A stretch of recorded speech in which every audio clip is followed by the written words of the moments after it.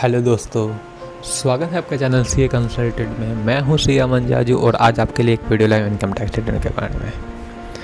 तो आज हम लोग जानेंगे कि इनकम टैक्स रिटर्न होता क्या है, कौन सी इनकम टैक्स रिटर्न हमें फ़ाइल करनी चाहिए, आईटीआर 1 किन्हें फ़ाइल करनी है, आईटीआर 2 किन्हें फ़ाइल करनी है, आईटीआर 3, 4, 5, 6, 7 किन्हें फ़ाइल करनी है। तो सबसे पहले what is income tax return. देखिए, इनकम टैक्स रिटर्न एक फॉर्म है जिसमें एक पर्सन अपनी इनकम की डिडक्शंस की डिटेल्स, टैक्सेस की डिटेल्स सबमिट करते हैं गवर्नमेंट को। वो इनकम भी बहुत सोर्सेज से हो सकती है। किन्हों की सैलरी से इनकम हो सकती है, हाउस प्रॉपर्टी से हो सकती है, बिजनेस से, प्रोफेशन से हो सकती है, कैपिटल गेन से हो सकती है।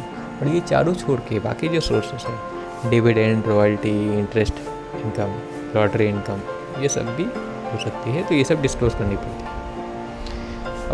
इनकम टैक्स रिटर्न फाइल करना क्यों ज़रूरी है? देखिए, इसके लिए कुछ सिंपल से रीजन्स है। जैसे कुछ टैक्स डिडक्शंस हमें क्लेम करने हैं। मान लीजिए हमने कहीं पे LIC करके रखे हैं, मेडिक्लेम करके रखे हैं, हम स्कूल फीस पे करते हैं अपने बच्चों के लिए, तो वो क्लेम करने के लिए हमें इनकम टैक्स रिटर्न फाइल करना ज़रूरी है। दूसरा है कि हमारे बहुत सारे जगह में TCS डिडक्ट होकर रखते हैं, तो उनका रिफंड हमें क्लेम करना पड़ता है। तो रिफ़ंड क्लेम करने के लिए हमें इनकम टैक्स रिटर्न फाइल करना ज़रूरी है। तीसरा है कि वीज़ा, बहुत जगह में हम वीज़ा अप्लाई करते हैं, तो वहाँ पे बहुत केसेस में इनकम टैक्स रिटर्न डिमांड करते हैं। और चौथा है लोन सैंक्शन पर्पस में। ये कॉमन है और इम्पॉर्टेंट भी है। क्या होता है, हम कभी किसी बैंक में लोन के लिए जाते हैं तो वहाँ पे बैंक मैनेजर बोलते हैं कि आप अपना लास्ट 3 ईयर्स का इनकम टैक्स रिटर्न लाइए, लास्ट 2 ईयर्स का इनकम टैक्स रिटर्न लाइए। तो लोन सैंक्शनिंग पर्पस में भी इनकम टैक्स रिटर्न का ज़रूरत पड़ता है। तो हम सजेस्ट करते हैं हर टैक्स पेयर को प्लीज़ अपना इनकम टैक्स रिटर्न आप स्पेसिफाइड ड्यू डेट के आगे ज़रूर फाइल कर लें। अब कौन से इनकम टैक्स रिटर्न में फाइल करनी चाहिए? देखिए, सबसे पहला आता है आईटीआर 1। आईटीआर 1 या सहज, ये रेसिडेंट इंडिविजुअल पे एप्लीकेबल होता है जिनकी income, salary, pension, 1 house property, income from other sources. अभी इनकम फ्रॉम अदर सोर्सेज में इनकम फ्रॉम लॉटरी और रे सोर्सेज को एक्सक्लूड कर दिया है आईटीआर 1 में। और फोर्थ है एग्रीकल्चर इनकम, जिनकी 5000 तक है ईयर में, वो आईटीआर 1 यूज़ कर सकते हैं, फाइल कर सकते हैं। तो कौन आईटीआर 1 फाइल नहीं कर पाएंगे? जिनकी जो इनकम हमने डिस्कस की वो 50 लाख को क्रॉस करती है, जिनकी एग्रीकल्चर इनकम 5000 को क्रॉस करती है, जिनकी टैक्सेबल कैपिटल गेंस इनकम है, जिनकी इनकम बिजनेस या प्रोफेशन से है, जिनकी income more than 1 house property है। जिनकी इनकम 1 हाउस प्रॉपर्टी वो तो आईटीआर 1 कर पाएंगे, एक से ज़्यादा हाउस प्रॉपर्टी है वो आईटीआर 1 नहीं कर पाएंगे। अगर कोई डायरेक्टर है किसी कंपनी में, किन्हीं का इन्वेस्टमेंट है unlisted equities eight any time during the financial year, वो आईटीआर 1 नहीं कर पाएंगे। कोई बाहर एसेट्स है इंडिया के और वो किसी पर्सन का साइनिंग अथॉरिटी है, वो आईटीआर 1 यूज़ नहीं कर पाएंगे। कोई रेसिडेंट है बट नॉट ऑर्डिनरीली रेसिडेंट है, ये नॉन रेसिडेंट है, किन्हों की फॉरेन एसेट्स, ये फॉरेन इनकम है, कोई एसेसिबल है दूसरे पर्सन की इनकम में, तो वो आईटीआर 1 फाइल नहीं कर पाएंगे। तो अभी तक कोई क्वेरी है आपके माइंड में, आप प्लीज़ कमेंट बॉक्स में ज़रूर कमेंट करके पूछिए। अब आते हैं आईटीआर 2 में। आईटीआर 2 कौन फाइल कर पाएंगे? जिनकी इनकम आईटीआर 1 में है 50 लाख को क्रॉस करती है, वो आईटीआर 2 कर पाएंगे, है ना। Salary, pension, house property, other sources, इसमें जिनकी इनकम लॉटरी या रिसोर्सेज से भी है, वो भी आईटीआर 2 कर पाएंगे। अब जो किसी कंपनी में डायरेक्टर हैं, जो किसी का इन्वेस्टमेंट अनलिस्टेड इक्विटी शेयर्स में है, वो भी आईटीआर 2 कर पाएंगे। कोई रेसिडेंट है बट नॉट ऑर्डिनरीली रेसिडेंट है, ये नॉन रेसिडेंट है, वो आईटीआर 2 कर पाएंगे। इन्हों की कैपिटल गेंस इनकम है, इन्हों की फॉरेन एसेट्स या फॉरेन इनकम है, जिन्हों की एग्रीकल्चर इनकम है 5000 के ऊपर भी, वो भी आईटीआर 2 कर पाएंगे। अब आईटीआर 2 कौन नहीं कर पाएंगे? जिनकी बिजनेस या प्रोफेशन इनकम है। इंडिविजुअल एचयूएफ केसेस में उनको आईटीआर 3 या 4 करना पड़ेगा, बाकी केसेस में आईटीआर 5, 6, 7 करना पड़ेगा। अब आते हैं आईटीआर 3 में। देखिए, आईटीआर 3 एक इंडिविजुअल और एचयूएफ फाइल कर पाएंगे किन केसेस में? जो बिजनेस या प्रोफेशन कैरी ऑन करते हैं, जो किसी कंपनी में डायरेक्टर हैं, जिन्हों की investment in unlisted equity shares at any time during the financial year, जिनकी income house property salary pension से है, जिनकी इनकम अदर सोर्सेज से है, और जो किसी पार्टनरशिप फर्म में पार्टनर है। देखिए आई टियर 1 में इनकम है जिनकी, आई टियर 2 में इनकम है, प्लस बिजनेस प्रोफेशन की इनकम है ना। तो जहाँ बिजनेस प्रोफेशन आया इंडिविजुअल एचएफ केसेस में उनको आई टियर 3 फाइल करना पड़ेगा। अब आते हैं आई टियर 4। ठीक है, आई टियर 4 एक बेनिफिशियल स्कीम है स्मॉल बिजनेसेस के लिए, है ना।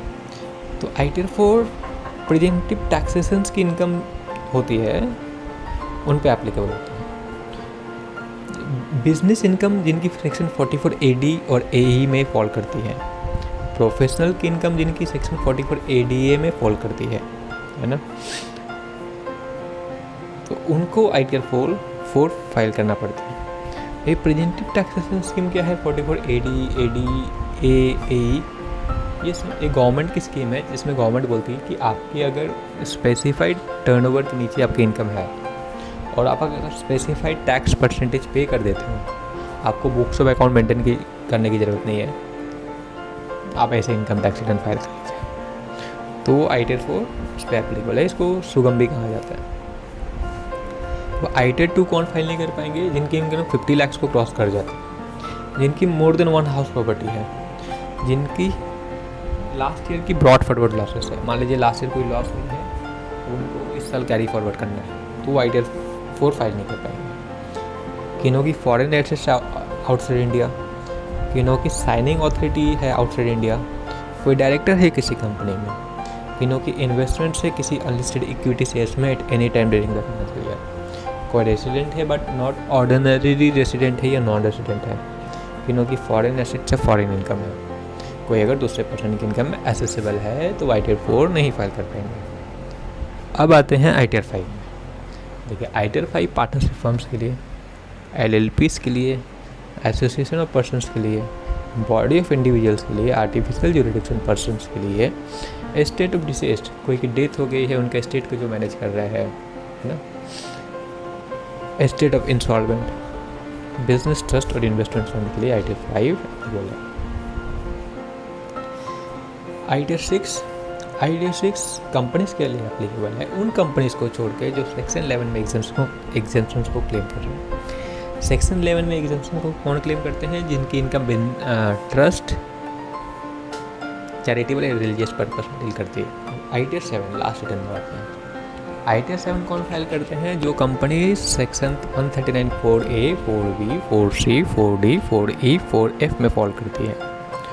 139 4A में वो पर्सन फॉल करती है जिनकी जो इनकम डेराइव करते हैं प्रॉपर्टी हेल्ड अंडर ट्रस्ट या चैरिटेबल या रिलीजियस पर्पस के लिए। 139 4B पॉलिटिकल पार्टी के ऊपर एप्लीकेबल होती है। 139 4C जो साइंटिफिक रिसर्च एसोसिएशन होती है, न्यूज एजेंसी होती है, जो association section 10 sub clause 23A के अंदर फॉल करती है, 1023B के अंदर फॉल करती है, उन्हें आई टियर 7 फाइल करनी पड़ती है। जो अब रिटर्न 139 4D में कौन फॉल करते हैं? College, university, other institution. 139 4E में बिजनेस ट्रस्ट फॉल करती हैं जिनको return of losses, return of income of losses other provisions में फाइल करने की ज़रूरत नहीं है, वो आई टियर 7 फाइल करेंगे।